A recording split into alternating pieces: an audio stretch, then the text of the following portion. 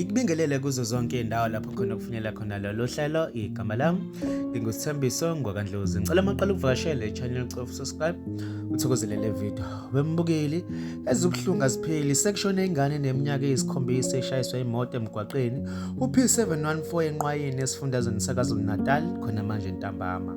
Imoto eshayisele umntwana iphuzu iRenati Ikwiti ibonakala ihamba ngesikhulu isivinini yase ibese ishayisa lo mfanyana ofunda ibanga lokuqala eMakheni Primary School lobezama ukuwela umgwaqo.